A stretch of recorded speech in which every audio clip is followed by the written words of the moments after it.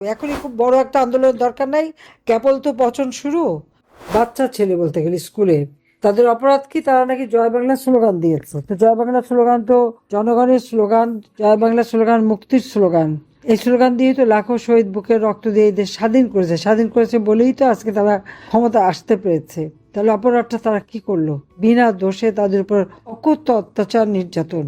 এর মধ্যে আপনারা দেখলেন যে আমাদের বোন রেবেকা রুমারে কিভাবে অত্যাচার করেছে। সেই সাথে সাথে আমাদের চট্টগ্রামে ইয়াসিন ভুইয়া এবং আমাদের সাফায়েত, এদেরকে মানে এমন ভাবে নির্যাতন করছে যা ভাষায় বর্ণনা করা যায় না। মানে চরম মানে নির্যাতন। এরা এই নির্যাতন করে কি ভেবেছে আওয়ামী লীগকে একেবারে শেষ করে দেবে, আওয়ামী লীগের নাম মুছে ফেলবে, মুক্তিযুদ্ধের স্মৃতি মুছে ফেলবে? পারবে না, কোনোদিন পারবে না। তাদের যারা মুরব্বী ছিল সেই পাকিস্তানি হানাদার বাহিনীও পারেনি, এরাও পারবে না। তবে এবারে যে অত্যাচার নির্যাতনের কাহিনী সারা বাংলাদেশের গ্রামেগঞ্জ পর্যন্ত, কত মায়ের কোল তারা খালি করেছে, কত বোন বিধবা হয়েছে, কত নির্যাতন তারা করে যাচ্ছে। তার দেশকে কি দিতে পারছে? দেশকে তো কিছু দেয়নি, শুধু লাশ আর লাশই দিতে পারছে, লাশের ছাড়া আর কিছু তারা দিতে পারেনি। এটাই হচ্ছে দুর্ভাগ্যের বিষয়। একদিকে ওদের নির্যাতনে মানুষ মারা যাচ্ছে, নির্যাতিত হচ্ছে, ঘর বাড়ি হারা, মানে অর্থনৈতিকভাবে পঙ্গু করে দিচ্ছে। অপরদিকে আপনারা দেখেন কি ঘটনা ঘটালো, কত শত শত শিশুকে হত্যা করলো। কেন? তাদের ভ্যাকসিন কেনে নাই। তাদের হাম হয়েছে, মিসাইল হয়েছে, সেই হাম হয়ে তারা মারা যাচ্ছে। সরকারি হিসাবে 300 বলছে, আমার কাছে হিসাব আছে প্রায় 1300-র মতো শিশু সারা বাংলাদেশে মারা গেছে, যারা হাসপাতালে যেতে পারেনি, চিকিৎসা নিতে পারেনি। তাদের নাম ঠিকানার কোনো হিসাবই তো নাই। ইউনিসেফের সাথে আমাদের চুক্তি ছিল, গাভি তাদের সাথে চুক্তি ছিল, এবং সেই চুক্তিটা রিনিউ করার জন্য তারা চিঠি দিয়েছে 10ই ফেব্রুয়ারি, এবং বলে দিয়েছে যে এর মধ্যে এই হামের টিকাগুলি সব কিনতে হবে, টিকাগুলি দিতে হবে, নইলে কিন্তু অনেক ক্ষতি হয়ে যাবে। ইউনিসেফের ওটা পছন্দ হয়নি। তাদের এরা ওখানে যদি কিনতে যায় তাহলে কমিশন খাইতে পারবে না, টাকা চুরি করতে পারবে না। সেই জন্য টেন্ডার দিয়ে এই ভ্যাকসিন কেনার জন্য নাকি সে সিদ্ধান্ত নিয়েছে। কি অদ্ভুত কথা! মানে এই লোকটা এত একটা নোংরা লোক যে এতগুলি মানুষ মারা গেল, এতগুলি শিশু মারা গেল, তাদের কোনো দায়িত্ব নাই। কিন্তু কই আওয়ামী লীগ আমলে তো এটা হয়নি। আমরা তো প্রত্যেকটা শিশুর যা যা দরকার সমস্ত টিকাগুলি সময় মতো দিতাম। শিশু জন্মের সাথে সাথে যে ডিপথেরিয়া, টিটিনাস, হুইপিং কফ, হেপাটাইটিস বি, তারপরে তাদের যে মেনিনজাইটিস যাতে না হয়, যক্ষা যাতে না হয়, এই সমস্ত টিকাগুলি তো আমরা সময় মতো দিতাম। তারপরেও আবার আমরা তাদেরকে এই মানে মায়েদের জন্য অনেক সময় জন্মান্ধ হয়, তো মার জন্য এই যে রুবেলা যে ইনজেকশন চিকিৎসা দেওয়া, সেটা আমরা দিতাম, যার ফলে আর জন্মান্ধ হতো না। মানুষকে বাঁচানো সেইভাবে আমরা ব্যবস্থা করেছি।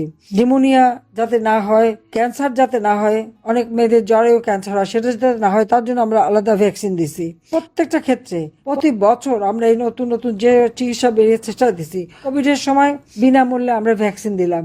অনেক ধনী দেশও তো দিতে পারেনি, কিন্তু আমরা তো দিয়েছি, বিনা পয়সায় ভ্যাকসিন দিয়েছি। কোভিড চলাকালীন সময়ে শিশুদের টিকা, এবং বছরে 2-3 বার তাদেরকে ভিটামিন এ ক্যাপসুল খাওয়ানো, যাতে তাদের কোনো রকম শারীরিক অসুস্থতা না হয়, সেই জন্য সেই ব্যবস্থা আমরা করেছি। অথচ সেই 2024-25 সালের যে বাজেট, আমি সেই বাজেটে 41,000 কোটি টাকা রেখে এসেছিলাম, কিন্তু ইনুস তা কেনে নাই। ইনুস আর তার স্বাস্থ্য উপদেষ্টা ওই যে নূরজাহান বেগম, দুইটা মিলে সব টাকা পয়সা চুরি করে খেয়ে গেছে, আর সমস্ত শিশুদের হত্যা করেছে। শিশু হত্যার দায় তাকে নিতে হবে, ওই তার নূরজাহানকে নিতে হবে। সেই সাথে তারেক জিয়া ক্ষমতা আসার পর সেও খোঁজ নিল না যে সময় মতো শিশুদের ভ্যাকসিনটা দেওয়া হচ্ছে কিনা বা দেবে কিনা, এর ব্যাপারে তাদের কোনো কিছু জানিই না। এরকম একটা ভাব, তারা কি দেশ চালাতে এসছে? অবৈধভাবে ক্ষমতা দখল করে শুধু মানুষকে হত্যা করতে পারে, মানুষের জীবনের কোনো সমস্যার সমাধান করতে পারে না। আমি ঘরে ঘরে বিদ্যুৎ দিয়েছি, আজকে সেই বিদ্যুৎ নাই। সার কারখানা বন্ধ। এবারে হাওড় অঞ্চলে অনেক ধান নষ্ট হয়ে গেছে। প্রত্যেকটা জিনিসের দাম বেড়েছে। আমি জানি না, যারা একসময় আমি ক্ষমতা থাকতে তারা নাকি ডিম খেতে পারে না, মাংস খেতে পারে না, মাছ খেতে পারে না, আন্দোলনও করেছে। এখন তারা তো খুব ভালোভাবে খাচ্ছে মনে হচ্ছে, কিন্তু সাধারণ গরিব মানুষরা তো মারা যাচ্ছে। চোরাদের অসুবিধা হচ্ছে না, কিন্তু আমার এই রিক্সাওয়ালা, দিন মজুর, খেটে খাওয়া মানুষ, সাধারণ নিম্নবিত্ত, তাদের তো কষ্ট হচ্ছে। 1 কোটি পরিবারকে পারিবারিক কার্ড দিয়েছি। 30 টাকা কেজিতে চাল কিনতে পারবে, খুব অল্প দামে ডাল, চিনি, তেল কিনতে পারতো। সেগুলি বন্ধ করে আবার কার্ড দেওয়ার নামে সেগুলি লুটে খাচ্ছে। 2,62,00,000 কৃষককে কৃষি কার্ড দিয়েছিলাম কৃষি উপকরণ কেনার জন্য, সার, বীজ, সবকিছু। এমনকি মৎস্যজীবী জেলে 43 লক্ষ জেলেদেরকে আমরা টাকা দিতাম, 40 কেজি করে চাল দিতাম। বয়স্ক ভাতা, বিধবা ভাতা, প্রতিবন্ধী ভাতা, মুক্তিযোদ্ধা ভাতা দিয়ে প্রত্যেকটা মানুষ তার জীবন জীবিকা যাতে করতে পারে তাই ব্যবস্থা করেছে। তরুণ সমাজের জন্য যারা তরুণ তাদেরকে ট্রেনিং দেওয়ানো, তাদের চাকরির ব্যবস্থা করা, বেসরকারি খাত উন্মুক্ত করেছি, বিনিয়োগ এনেছি। প্রত্যেক ঘরে যে বিদ্যুৎ দিলাম সে বিদ্যুৎ গেল কোথায়? সমস্ত টাকা লুট করে নিয়ে গেছে। এখন দেখা যাচ্ছে শিশুদের ভ্যাকসিন কিনতে পারে না, বিদ্যুৎ কেন্দ্র বন্ধ করে দেয়, কারণ সেই জ্বালানি যেটা দরকার এলএনজি, ডিজেল অথবা কয়লা সেগুলি কিনতে পারে না। সারের অভাব, সার কারখানা বন্ধ করে দিতে 5টা সার কিনে এনে দেবে, সেটা দিচ্ছে না কৃষকদের।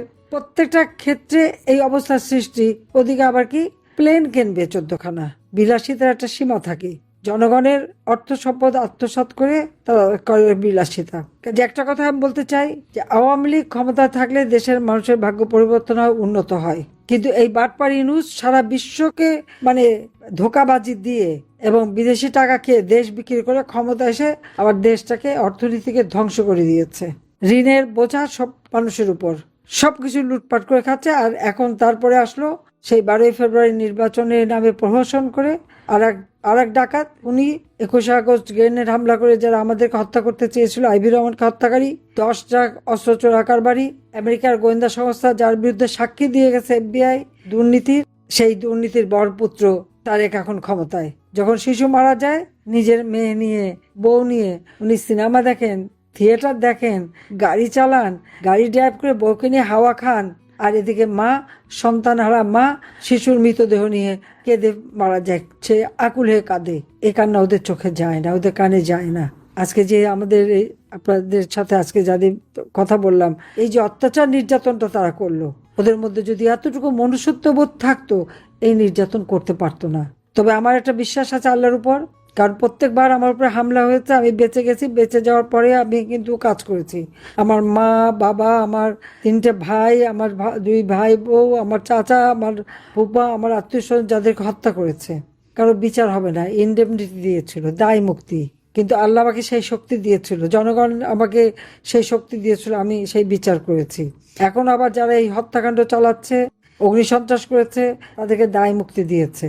কিন্তু এই দায় মুক্তি থাকবে না, একদিন সমস্ত বিচার হবে। আবার প্রত্যেকটা নেতা কর্মীর গায়ে যারা হাত দিয়েছে, আমি একটা একটা করে উকুনের মতো বেছে বেছে তাদের শাস্তি দেওয়াবো। আমি শুধু বলবো সবাই মনে সাহস রাখেন, শক্তি রাখেন, এবং সেই সুযোগ আল্লাহ আমাকে দেবে, এটা আমার আল্লাহর উপরে দৃঢ় বিশ্বাস। নইলে আমি বেঁচে থাকতাম না।